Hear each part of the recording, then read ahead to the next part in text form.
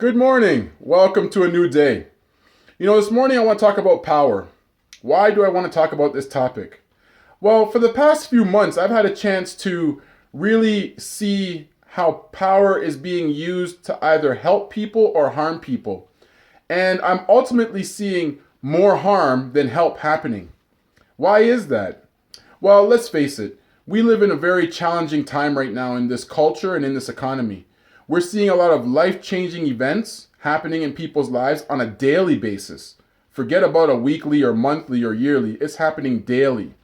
And because of that, it's impacting people mentally, physically, emotionally, spiritually, and even financially.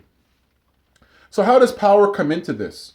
Well, what we're seeing is that there is a percentage of people out there who's leveraging power to really capitalize on people's vulnerabilities, insecurities, to capitalize on people feeling desperate, and they leverage that to think that they have a person's interest at heart, but really they're just thinking about themselves.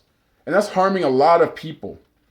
And on the flip side to that, we have those that see power from the perspective of helping people. And what these individuals do, they actually are so empowered that they disempower themselves because they feel confident, competent, significant, valued, and important enough to know that they want to contribute beyond themselves to help empower others. To be honest with you, that is the way of the world, but we don't think like that anymore.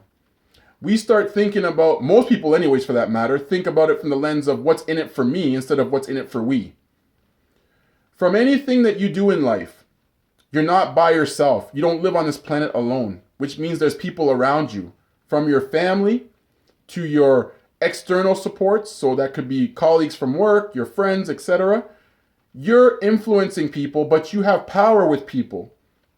And we can either be a reflection of leveraging power from an ego perspective or a pride perspective that is a reflection of our insecurities, what we were exposed to growing up, or what we may have missed when we were growing up. We didn't get enough love. We didn't get enough encouragement. We didn't get enough support, enough hugging, kissing, feeling valued and significant. All those little things add up to a person who, when they become older, they get hardened. And they get hardened to the point that they don't realize that they're damaging themselves from the inside out. And we have to leverage power from a perspective of knowing ourselves enough to feel grounded and secure in ourselves, to empower other people, to lift them up. That is where we need to come from, which is a character and integrity lens. We have less people working from the character and integrity lens and more working from the lens of ego and pride.